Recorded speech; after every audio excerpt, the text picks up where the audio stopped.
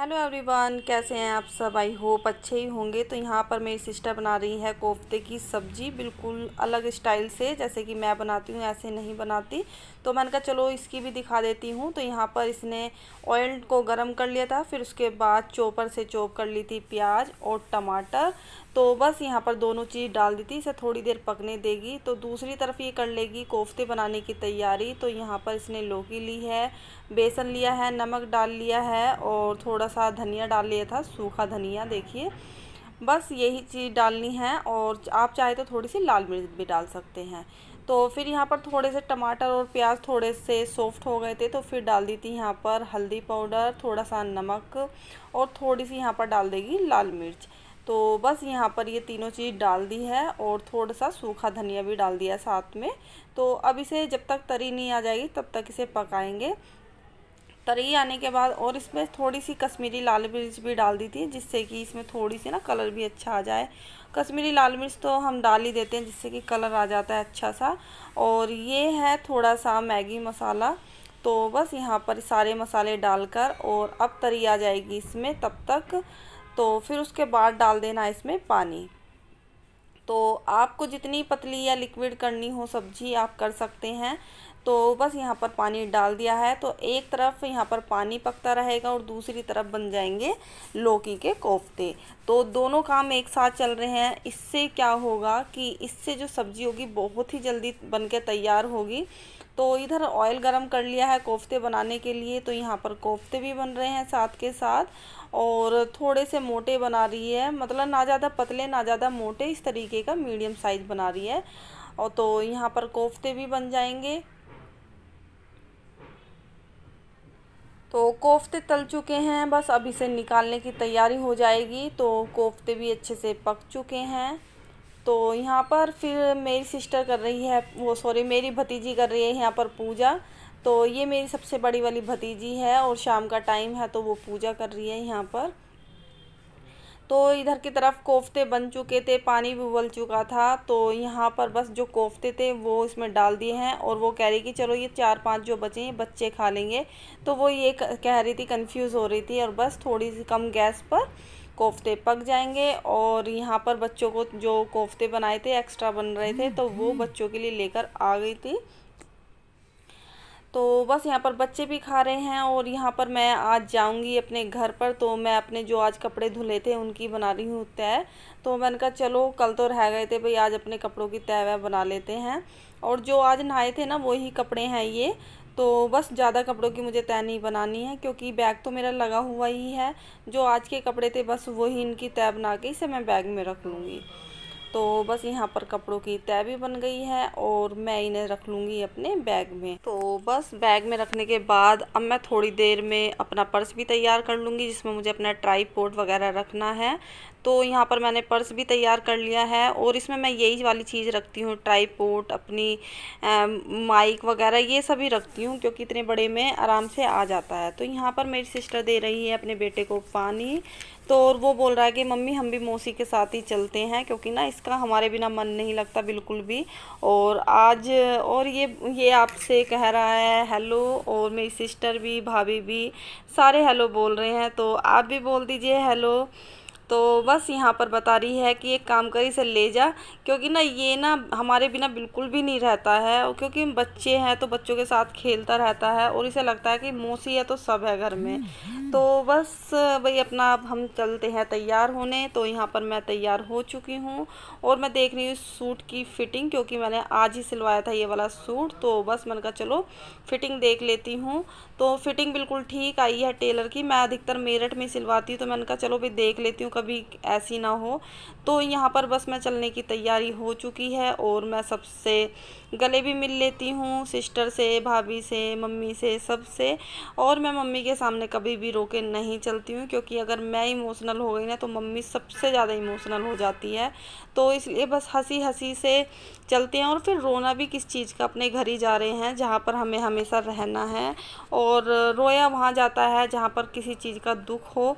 तो मुझे किसी भी चीज़ का दुख नहीं है। मेरे जो ससुराल वाले हैं बिल्कुल मायके की तरह मुझे प्यार करते हैं, और मैं भी उन्हें सच में बहुत ज़्यादा प्यार करती हूँ।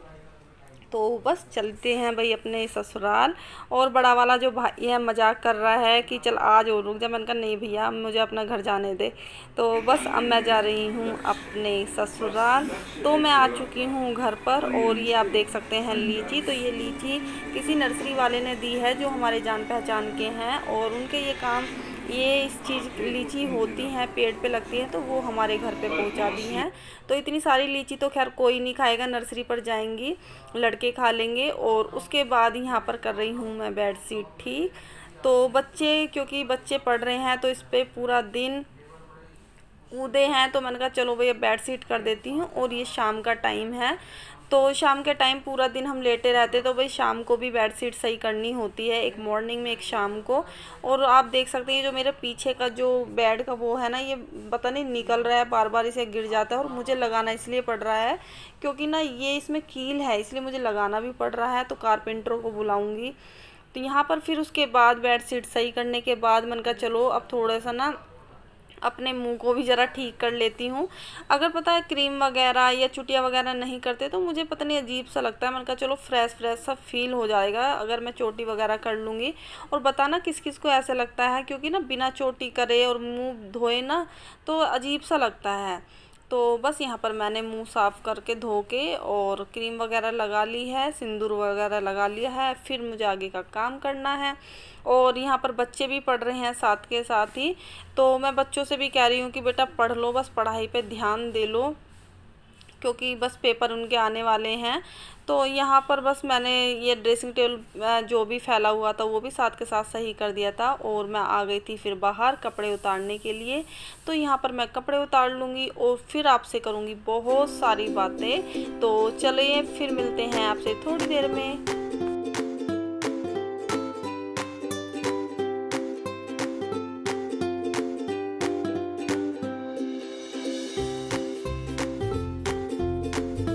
हेलो एवरीवन, कैसे हैं आप सब? आई होप अच्छे ही होंगे। तो आज मैंने अपना थोड़ा सा ना घर का जो वहाँ से सूट करके लाई थी तो वो मैंने डाला था, क्योंकि वो मैं सूट करके लाई थी। मैंने कहा आपको दिखाऊंगी, लेकिन फिर मैं कुछ रीज़न के कारण मैं दिखा नहीं पाई। तो आज मैंने कहा भाई आज मैं दिखाती हूँ, क्योंकि ना जो यादें होती हैं उसे जो समेट के जो हमें रखना चाहिए वो इसी तरीके से हम रख सकते हैं कि भाई जैसे हम YouTube पर डाल देते हैं, आपको दिखाते हैं, तो हमारी भी यादें ताज़ा होती रहती हैं जब हम उस वीडियो को देखते हैं और आप तक भी वो चीज़ें पहुंच जाती हैं। तो इसलिए मैंने वो वाली जो वहाँ से शूट करके लाई थी वो मैंने आपको दिखाया था। जैसे अपनी बहन की सब्जी कैसे बनाती है, वो किस तरीके से बनाती है, उसकी सब्जी में मेरी सब्जी में क्या अंतर होता है, मतलब कि किस तरीके से टेस्ट वही आएगा, लेकिन थोड़ा सा ना ये करते हैं ना कि जैसे कोई किसी तरीके से बनाता है कोई किसी तरीके से बनाता है, बस यही है रीज़न। तो बस यही मैंने बताया था उसे दिखाने के लिए। और मैंने आपसे जैसे कि बोला था कि मेरे पास मैंने अमेज़ोन से एक चीज़ और मंगाई है, अरंडी का तेल मंगाया है, तो वो मेरे पास आज आ चुका है। तो मैंने सोचा, मैंने कहा हर वीडियो में बोला था जब आ जाएगा तो मैं आपको ज़रूर दिखाऊंगी और उसका यूज़ क्या होता है, क्यों मतलब कि मैंने मंगाया है, किस लिए मंगाया है, वो भी आपको मैं बताऊंगी।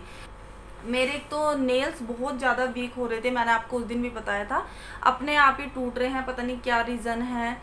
तो फिर उसके बाद बहुत सारे रीज़न हैं। और देखो छोटे छोटे ना मेरे चेहरे पे थोड़े दाने से भी मुझे महसूस होने लगे हैं। तो मैंने कहा चलो भाई ज़्यादा बढ़ने से पहले है कि मैं उन दानों को भाई ठीक कर लूँ। और चेहरे पे ना जो मुहासे या झुर्रियाँ वगैरह है ना वो अच्छी नहीं लगती है, तो बस उसका इलाज करने के लिए मैंने कहा चलो इससे अच्छी क्या चीज़ है। और वैसे भी ना अरंडी का तेल तो आप सबने सुना होगा कितने फ़ायदेमंद होता है, घुटनों के लिए भी ठीक होता है वो अगर उसकी मालिश करो तो। और चेहरे पे जो झुर्रियाँ वगैरह आती है उसके लिए भी ठीक होता है। और जो देखो डार्क सर्कल होते हैं ना, ये वाले जो डार्क सर्कल है, कुछ मेरे इसकी भी प्रॉब्लम हो रही है, देखो आप देख सकते हैं मेरे डार्क सर्कल हो रहे हैं धीरे धीरे, तो इसके लिए भी मैंने मंगाया है। तो बहुत सारी चीज़ों का ये यूज़ में आता है, तो मैं फिर बता देती हूँ। ये वाला है, देखिए ये वाला अरंडी का तेल है। तो ये वाली मैंने जो शीशी मंगाई थी ये भी मैंने ऑनलाइन मंगाई है, और ये भी ऑर्गेनिक्स कंपनी का है, बहुत ही अच्छा है। जैसे मेरा वो कलौंजी वाला तेल था, सेम इसी तरीके का है। उसे मैं देख के सच में बहुत ही मुझे फ़ायदा लगा है। आपके सामने मैंने अपनी बेटी के भी करी थी उससे मालिश, और मैं दोबारा भी मंगाऊंगी क्योंकि मैं फ़िलहाल उसे ही यूज़ कर रही हूँ। और इसी तरीके से फिर मैंने ये वाला भी मंगाया है। तो ये अरंडी का तेल है, प्योर नेचुरल है, इसमें कोई भी वैसा नहीं है कि आपके चेहरे को या बालों को ये कोई भी नुकसान करेगा, ऐसा कुछ भी नहीं होगा। प्योर ही नेचुरल है, वो भी नेचुरल था। और इसकी बात करें तो हम ये कहाँ कहाँ पे इस्तेमाल होता है, देखो ये हेयर के लिए तो होता है इस्तेमाल।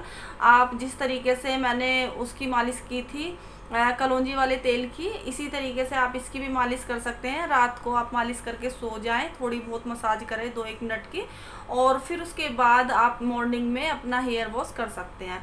और अगर आपको टाइम नहीं मिले तो आप मॉर्निंग में भी 2-3 घंटे पहले, सर धोने से पहले आप लगा सकते हैं और हेयर वॉश कर सकते हैं। हम स्किन की बात करें तो हम जैसे कि हमारे चेहरे पे झुर्रियाँ आ रही हैं और दाने दाने निकल रहे हैं, या फिर देखो डार्क सर्कल हो रहे हैं, इस तरीके से अगर आपके चेहरे पर भी हो तो आप लगा सकते हैं। और जैसे कि हमारी जो थ्रेडिंग होती है वो थोड़ी कम होती है, उनकी ग्रोथ कम होती है, तो हम थोड़ा थोड़ा करके यहाँ पर भी इस तरीके से लगा सकते हैं। ये इसका काम भी करता है। और जैसे हम डार्क सर्कल में कैसे लगाएं, तो थोड़ा सा बस हम इसे ऑयल लेंगे अपने हाथ पे, और इस तरीके से बस ऐसे ऐसे इस तरीके से हम यूज़ करेंगे, ऐसे करके इस तरीके से। तो ये भी हम रात को लगा के सो सकते हैं, फिर मॉर्निंग में हम धो सकते हैं। और अगर आप चाहें तो इसे पूरे चेहरे पर भी लगा सकते हैं, बिल्कुल भी नुकसान नहीं करेगा, ये आप लगा सकते हैं और बहुत फ़ायदेमंद करेगा, चेहरे पे चमक भी लाएगा। और जैसे कि आप धूप में जाते हो और धूप में आपकी स्किन काली पड़ जाती है, तो आप हल्का सा ये वाला ऑयल लगा के जाएं, तो बाहर निकलेंगे तो ये वाला उसके काम भी आता है, आपकी जो स्किन है वो काली नहीं पड़ेगी। मॉइस्चराइज़र का भी काम करता है ये। जैसे हमारा चेहरा फट जाता है तो हम इसे तब भी लगा सकते हैं, तो ये बहुत ही अच्छे फ़ायदेमंद होता है। अगर हम चेहरे पे लगाएं तो ये चेहरे पे चमक भी देता है। जैसे हम लगाते हैं ना, और फाउंडेशन वगैरह लगाते हैं और उससे मतलब कि एक चमक सी आती है, तो वो तो भाई देखो आपको पता ही है, वो नुकसान वाली चीज़ है। बस ये है थोड़ा शादी वगैरह में जाते हैं तो लगाना पड़ता है, लेकिन अगर हम इसे रोज़ डेली यूज़ करें तो ये चमक देता है चेहरे के लिए। तो बहुत सारे इसके बेनिफिट हैं, बहुत ज़्यादा। अगर आप मंगाना चाहें तो आप इसे ज़रूर मंगाएं। मेरी तो यही सलाह है कि भाई देखो, इतने एक ऑयल से इतने सारे फ़ायदे हैं, तो फिर क्यों ना मंगाया जाए। और फिर इसका दूसरा ये भी है कि देखो, ये प्लास्टिक की बोतल में है, इसे टूटने फूटने का बिल्कुल भी डर नहीं है। अगर बच्चों के हाथ से ये गिर जाता है या हमारे हाथ से गिर जाता है तो कोई भी डर नहीं है इसमें। तो हम इसे ये वाली जो बोतल है, हम इसे अमेज़ोन से भी मंगा सकते हैं और फ्लिपकार्ट से भी मंगा सकते हैं, दोनों पे है ये। तो फिर इसे अगर इसकी रेट की बात करी जाए तो वैसे ये 45% के ऑफ में अब चल रहा है, तो इसलिए आप ले सकते हैं, क्योंकि कभी कभी ये मौका आता है। और ये है 447 का, तो यानी कि 447 रुपये का है, और इस पर 45% ऑफ है, तो आप ज़रूर लें। और बहुत ही, मुझे तो भी बहुत ही अच्छा लगा है। एक तो ये नेचुरल है, इसमें कोई भी केमिकल वगैरह नहीं है, तो मंगवा सकते हैं। और मैं इसका लिंक डिस्क्रिप्शन बॉक्स में डाल दूँगी। तो बस चलो, ये तो हो गई इसकी बात। तो मैं एक बात और बताना चाहूँगी आपको। कपड़े मैं लेकर आ गई हूँ और इन कपड़ों की बनानी है मुझे तय, क्योंकि अभी मैं कपड़ों की तय अभी नहीं बनाऊंगी, बाद में बनाऊंगी। अभी मुझे रसोई में भी कुछ काम है, बर्तन भी पड़े हैं मेरे, तो वो भी मुझे साफ़ करने हैं। नींद आ रही है क्या इस टाइम? तो 2-4 बर्तन हैं, वो भी मुझे रसोई में जाके साफ़ करने हैं, और अभी मुझे पूजा भी करनी है। और बस ये काम है। फिर उसके बाद मैं कपड़ों की तय बनाऊंगी, खाना मतलब कि खाना बनाने के बाद कपड़ों की तय बनाऊंगी।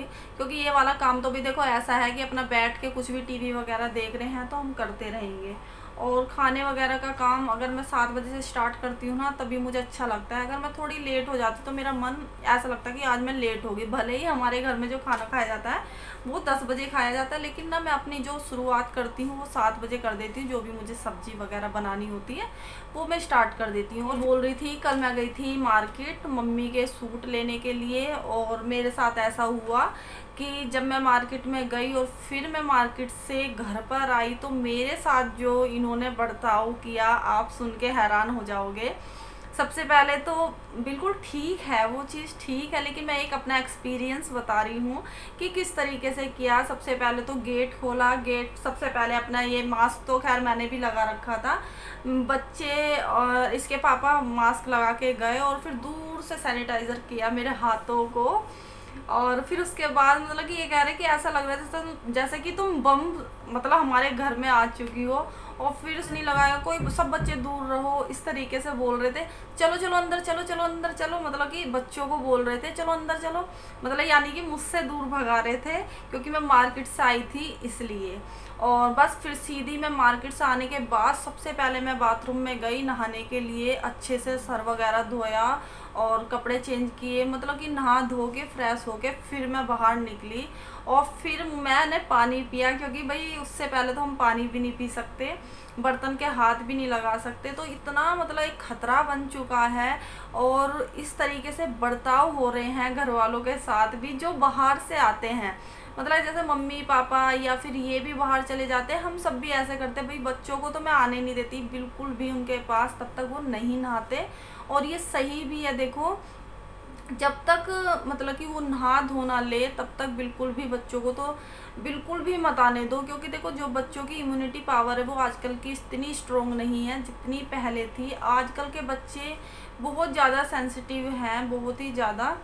तो बस इसलिए मैं आपको बता रही थी कि बस इस तरीके का बर्ताव करा है मेरे साथ। तो मार्केट में जाने के बाद ऐसा हुआ जैसे कि मैं कोरोना पीड़ित हो गई हूँ, जैसे कि मैं कोरोना पीड़ित हो गई हूँ और भाई मुझसे दूर दूर भाग रहे हैं, इस तरीके का मेरे साथ बर्ताव किया गया है। और मतलब कि ऐसे लग रहा था मुझे उस दिन आके, क्योंकि मैं कभी भी ऐसे नहीं जाती हूँ, मैं फर्स्ट टाइम ही मार्केट गई थी मम्मी के साथ और इन्होंने मेरे साथ इस तरीके का बर्ताव करा जैसे पता नहीं मेरे कोरोना हो चुका है और बस अब मैं नहीं बचूंगी। इस तरीके का मेरे साथ बर्ताव हो चुका था, इनका बिहेवियर देख देख के मुझे लग रहा था ऐसे। तो यही होता है जब बाहर चले जाते हैं लोग, सबके साथ ऐसा ही होता है। मैं यही बोलना चाहूँगी, अपना ध्यान रखना, अपने बच्चों का ध्यान रखना, कोरोना से बच के रहना, बिल्कुल भी बाहर मत निकलना। बाहर निकलो तो अपने बच्चों को बिल्कुल भी मत ले जाना बाहर, और अपने बच्चों का बहुत ही विशेष रूप से ध्यान रखें। और काढ़ा तो रोज़ डेली पिए, जो बहुत ही ज़रूरी है आज की डेट में, बहुत ज़्यादा। गर्म पानी पिए, बिल्कुल भी ठंडे पानी का तो बिल्कुल भी यूज़ ना करें, बिल्कुल भी यूज़ मत करो ठंडे पानी का। पियो, गर्म भी नहीं पी सकते लेकिन ठंडा बिल्कुल भी मत पियो। तो बस आज की वीडियो को मैं यहाँ पर एंड करती हूँ, फिर मिलती हूँ आपको नेक्स्ट वीडियो में। तब तक के लिए टेक केयर, बाय बाय।